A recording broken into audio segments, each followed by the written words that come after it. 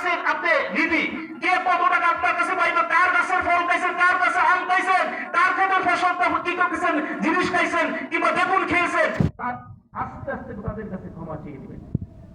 হয়তো টাকা দিয়ে দিবেন, নাইলে ক্ষমা চেয়ে দিবেন, না হইলে বাঁচার কোনো পথ নাই। বাঁচার কোনো পথ নাই, কেউ বাঁচতে পারবেন না মানুষের হক করার কারণে। ভাইরা আমার, রাসূল আরবি সাল্লাল্লাহু আলাইহি ওয়াসাল্লাম মৃত্যু সজ্জায় সময় ওনার যখন উপস্থিত যখন হলো, নবীজি বেলালকে বলে, বেলাল ভাই ঘোষণা করে দাও। সবাই দিকে তাকান, লা ইলাহা ইল্লাল্লাহ। দোয়া করে দেবো, দোয়া করে দেবো, দোয়া করে দেবো, দোয়া করে দেবো। ভারত চলে যাচ্ছে তো, আমরা চলে যাবো ইনশাআল্লাহ, দোয়া করে দেবো। লা ইলাহা ইল্লাল্লাহ, লা ইলাহা ইল্লাল্লাহ, লা ইলাহা ইল্লাল্লাহ, লা ইলাহা ইল্লাল্লাহ, লা ইলাহা ইল্লাল্লাহ, মুহাম্মাদুর রাসূলুল্লাহ। আমাদের কি বলে এই ব্যাপারে একটু অত্যন্ত সতর্ক। নিজের টাকা সন্দেহ লাগলে আমি খাই না। আমার গিন্নি বলে দিয়েছে, একটি টাকাও যদি সন্দেহ হারাম তো পেটের ভিতরে আমাদের ঘরে ঢুকবেই না। একটি টাকাও সন্দেহ বলে যদি আমার ঘরের ভিতরে যদি না ঢুকে, এই জন্য অসংখ্য টাকা আমি পিন মেরে রেখে দিয়েছি, লেখি সন্দেহ, লেখি সন্দেহ, অথচ পরে দিয়েছি এটা আমারই, তারপর আমি নেই না। কারণটা কি? আমি হুজুর, আমার দোয়া কবুল না হলে জাতি পাইবে করতে, আমার দোয়া যদি কবুল না হয় জাতি পাইবে করতে। মানুষটা আসে হুজুরের কাছে দোয়া চাইলে হুজুরের কাছে দোয়া চাই, আমি যদি হারাম খাই তাহলে আমার দোয়া আল্লাহ দরবার কবুল হবে। এটার খুবই সতর্ক থাকে এই ব্যাপারে। অর্থনৈতিক ব্যাপার আল্লাহ তারা দিচ্ছেও, আলহামদুলিল্লাহ, আল্লাহ আমাকে দিচ্ছেও, যথেষ্ট দেওয়া দিয়েছে আল্লাহ তারা। শুধু বলে এই জিনিসটার প্রতি সতর্ক থাকার কারণে। এই জন্য বাবারা আপনাদেরকে বলছি, এটা শুধু বলে আমার ওয়াজ না, আমি হুজুর আনিসুর রহমান হামিদের জন্য নয়, সকল মানুষের জন্য। প্রত্যেকের হিসাব আপনি নিজে দিবেন, আপনার হিসাব আমি দিব না, আপনার কেউ দিবে না। সেজন্য খুবই খেয়াল করতে হবে যে কার ক্ষতি আপনি করেছেন, তার কাছে যদি টাকা দিয়ে মাপ চাইতে পারেন মাপ চেয়ে দেবেন, না হলে তার কাছ থেকে এমনি বলবো, ভাই তোর পায়ে বলে বলছিস তুই আমাকে মাফ করে, আমি জাহান্নামে যেতে চাই না, আমার সব গুলি তোকে আমি হাসরের মধ্যে দিতে চাই না, যদি আমাকে মাফ করে দাও। যদি ওই লোকটা যদি পাওয়া যায়, তার ছেলে সন্তান তাদের কাছে ক্ষমা চাইবেন, তার ওয়ারেস যারা আছে তাদের কাছে ক্ষমা চাইবেন, তারপর ক্ষমাটা নিয়ে নেবেন দুনিয়া থেকে, তাহলে বাঁচার কোনো পথ নেই। বিশ্বনবী মুহাম্মদ সাল্লাল্লাহু আলাইহি ওয়াসাল্লাম মৃত্যু সময় যখন গড়িয়ে গেল, বেলালকে বলে, বেলাল রে ঘোষণা করে দাও নবী মুহাম্মদের কাছে কেউ কিছু পাওনা আছে কিনা। নবী যখন এই কথা যখন বললেন, আবু বকর বলে, ইয়া রাসূলুল্লাহ, আপনি কি বলেন? আপনি কি মানুষের ক্ষতি করতে পারেন কিনা? এটা সম্ভব না। আল্লাহর নবী বললেন, আরে আবু বকর, আমি নবী মুহাম্মদ হতে পারি, আমি নবী মুহাম্মদ যদি কারোর ক্ষতি করে থাকি, আমি নবী হয়েও আমি জান্নাতে যেতে পারবো না ওই ব্যক্তি যদি মাফ না করে।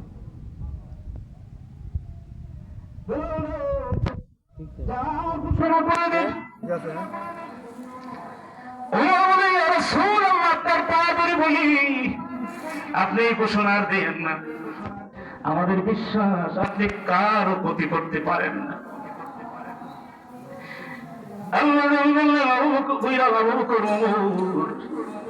আমার তো সবচেয়ে ভয় হয় কেউ যদি আমার বিরুদ্ধে আল্লাহর দরবার নালিশ করে কিনা, যে আমি মুহাম্মদের কাছে এটা পাই।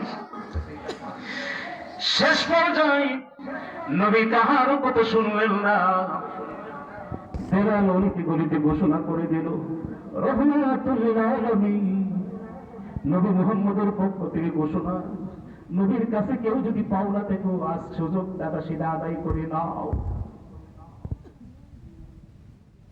ভাই আমার, এই ঘোষণা যখন বেলাল অলিতে গলিতে, মদিনার অলিতে গলিতে যখন ঘোষণা করে দিলাম, সাহাবীদের ভিতরে একজন সাহাবী ছিল হযরত সাদ ইবনে আবি ওয়াক্কাস রাদিয়াল্লাহু তাআলা। আবু ওয়াক্কাস তখন বলতেছে, আজকে একটা সুযোগ আমি পেয়েছি। তখন দৌড়ে আসে বলতেছে, নবী, আমি একটা পাওনা আপনার কাছে আমার রহিয়েছি। আমি বললাম, সেটা কি? আবু ওয়াক্কাস বলেন, ইয়া রাসূলুল্লাহ, আমি একদিন রাস্তার পাশে বসেছিলাম, আপনি আপনার ঘোড়াতে যখন সওয়ার হয়েছিলেন, ঘোড়াতে সওয়ার হওয়ার সময় ঘোড়াতে যখন আপনি ঘোড়াটাকে যখন চাবুক মারলেন, ঘোড়ার পিঠের উপর চাবুক না পড়ে, ঘোড়ার পিঠের উপর চাবুক না পড়ে আমার পিঠের উপর পড়েছিল।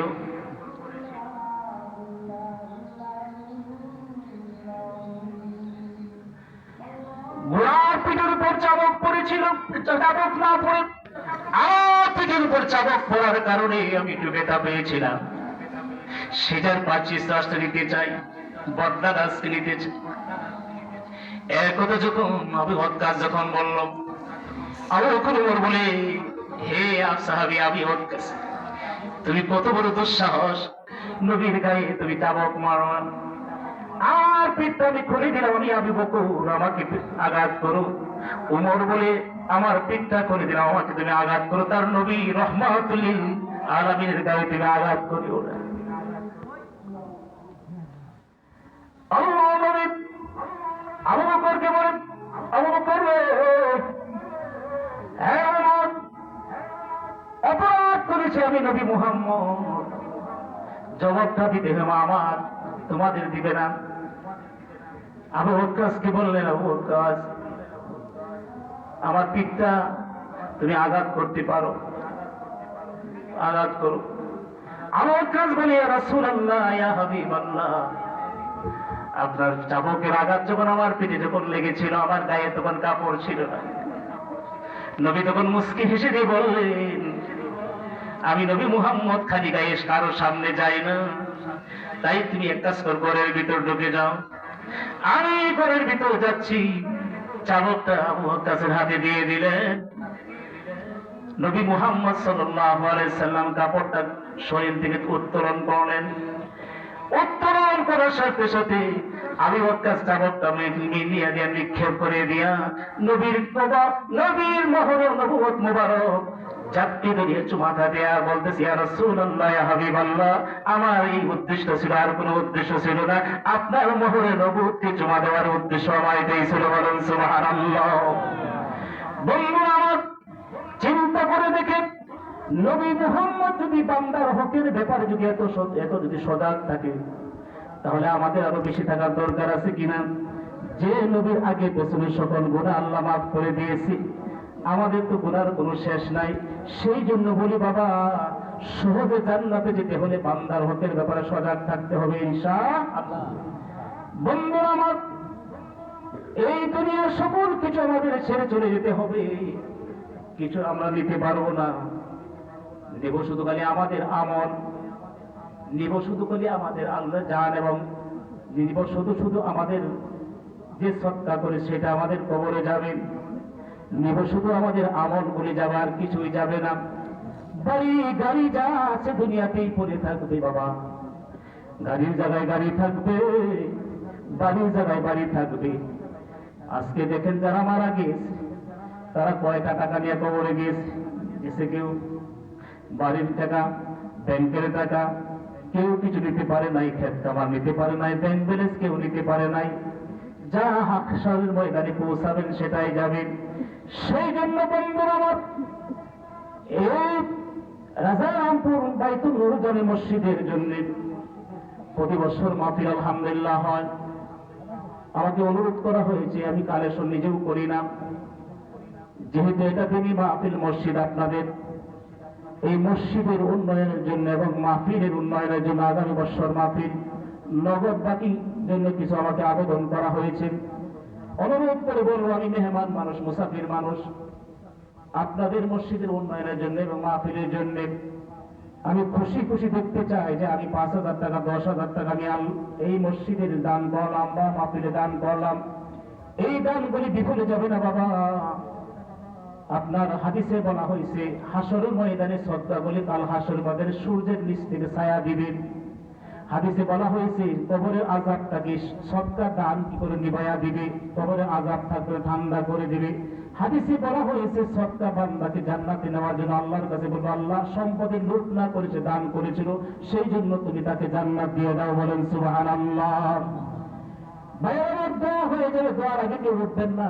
যিনি উঠবেন মাহফিলের ক্ষতি করবেন, আপনাকে বোঝা হবে যে আপনি মাহফিলের ক্ষতির জন্য উঠতেছেন। কারণ এখন এই যে তিন পতন আলহামদুলিল্লাহ অবস্থা আছে, এটা রহমতের অবস্থা।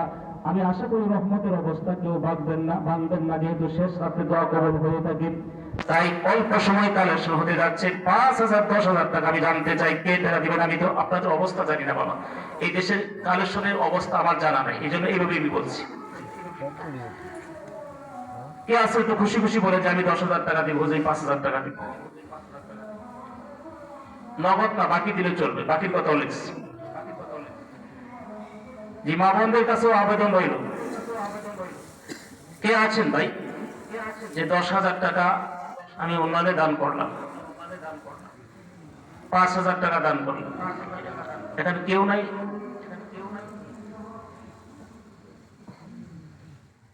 এই অবস্থা কারণ নাই? 5,000 টাকা কয়েকজন বলেন, 5,000 টাকা করে আপনাদের কালেকশন হয় নাকি? কালেকশন হয়, আচ্ছা, হইলে তো অবস্থা